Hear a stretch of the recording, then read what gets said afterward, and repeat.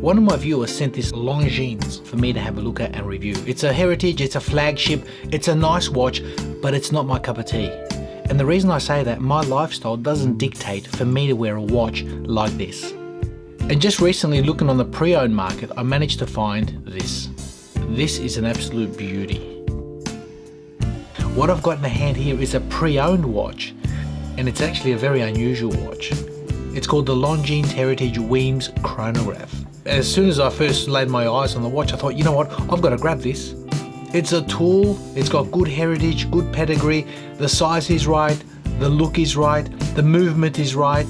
For me, it was a no-brainer. So I bought this watch, albeit I was meant to review this. Now I'm going to review this. Let's check it out.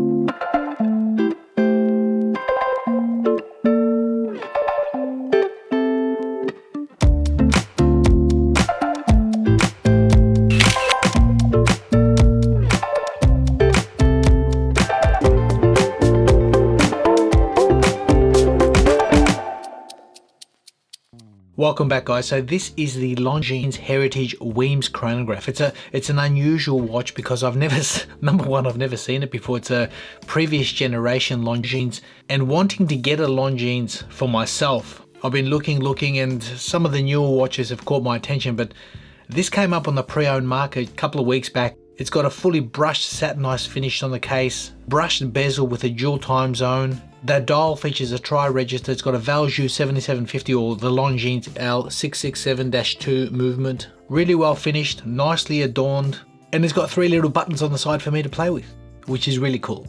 I love having to input into watches. I love putting some of my own stuff, fiddling, mucking around. That makes me happy with watches. You know, I'm a bit of a geek, and adding stuff like this to my own collection, it's a no-brainer for me. Now, first off the bat, let's get into the specifications. The case diameter of the watch is 40mm. I measure a case height of exactly 14mm. The lug-to-lug distance is 49.5 and a lug width of 20mm. Now that crown is a 7.8mm crown. It's signed, it's a push-pull crown, and it offers 30 meters of water resistance. And the weight on this rubber strap comes in at 125 grams. And as you can see, I've placed this watch on an aftermarket rubber strap. In fact, this watch is a bit of a strap monster. I've mucked around with a couple of different types of straps, and I think, you know what, you can really get away with anything. Being a pilot style watch, chronograph, dual time zone, I'm having fun on the wrist, and there's so many different personalities on this timepiece, which is super, super cool. Experimenting with different types of leather straps, pilot style straps. The watch seems to have a really nice classic look to it, which I thoroughly enjoy. Even putting it on an Artem strap in blue. Offsets those blued hands, suits the watch, or even a NATO Artem strap, drawing from the same colors from that dial, from the red accent on the timing bezel as well as those blued hands. It works, it just works. But for me, I'm enjoying it on this wise rubber strap. I think it suits the watch nicely. It's a fun watch, it's a tool, and it's got a good historical background, which is pretty impressive. Now the movement in the watch is based on a Valjoux ETA 7750. And I've had this thing on the time grapher. It's running nice, healthy, solid results. And on the wrist, it's been replicating that exactly. I've been getting a couple of seconds a day accuracy, which is pretty cool. It runs at 28,800 vibrations per hour, 25 joules, about 46 hours of power reserve. Solid workhorse, pretty much bulletproof, from a very reliable brand. Now the bezel on this watch is a stainless steel friction fit bezel. It's bi-directional, so it goes in both directions, as you can see. And wherever you place it, it stays. It's not going to move. So you've got a dual time zone. You can use this as a dual time zone watch, keeping an eye on a second time zone in another part of the world, which is ideal for a pilot style watch. But if you notice inside, there's also another bezel, and it's a rotating bezel. As you can see, there's a red marker. So for timing things, I think this is exceptional. This is really well thought out. You can put it in a particular area and say, look, I'm going to time 20 seconds, or let's say you do time something and you finish an event, say that's exactly where it was. Well, you set it there, you reset, and you know that that was the time that we took to basically time the event. So it's a dual purpose in a bezel, albeit it is a little bit loose. It doesn't seem to, I would have loved this to have a ratcheting system or a little bit firmer, or a lock system, But in saying that, because of the height of where it is, it hasn't bothered me, it hasn't moved. Wherever I've set it, I've worn it all day, every day, it hasn't moved. So, but for reassurance sake, I would love this to have some sort of locking system so that you can basically lock it in to avoid affecting any of my OCD. Now whilst we're on those pushers, as you can see, you've got a rectangle one, a round one with that inner rotating bezel and the crown. So the top one basically starts the chronograph, a nice healthy snap. As you can see, the chronograph is running. It also stops that chronograph, and the bottom one, the middle section, resets. So very healthy snap, very solid movement like I spoke about.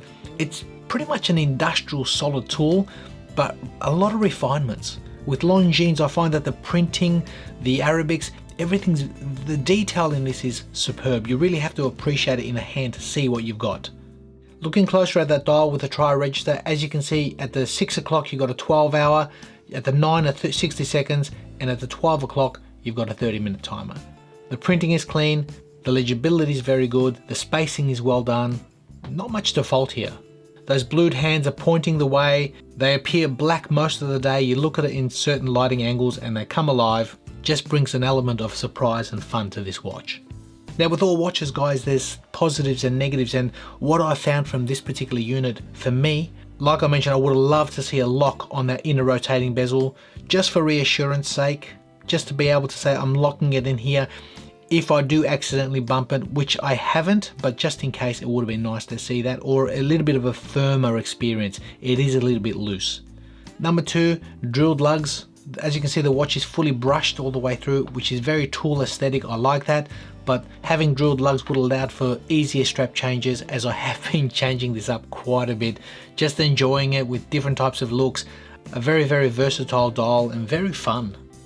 Third negative, I would love to see a little bit more water resistance, possibly a screw down crown, 100 meters. I think that's about the norm these days. In saying that, it's not a watch I'm going to go swimming with, go to the pool or the beach. It is a pilot style watch. It's got a specific purpose, and that purpose is not going diving. But as far as the positives guys, it's lovely. It's Swiss made, Longines, it's got a good background heritage, a good history with this company. The precision and tolerances of this watch is very good. The printing, the Arabics, very fine detail. In fact, the attention to detail is something that I saw in this particular watch, which I was meant to review, and there's no difference in this. So I'm enjoying this watch. I wanted to share it with you guys. Buying pre-owned is fun. You can get some real gems out there. You just have to look for something that speaks to you. This spoke to me. I love the look of it. I've had quite a few Longines in the hand. I've never reviewed them. I've never owned them. I've always admired their build quality, their finishing, their detail. And it was just a matter of time before I get one for myself. And here it is. This is mine. This is cool. So let me know your thoughts, guys, on what you think of this brand. Quite a unique piece. And I like that. And a company to admire with a long history and pedigree behind them. Thanks again for watching, guys. I hope you enjoyed that.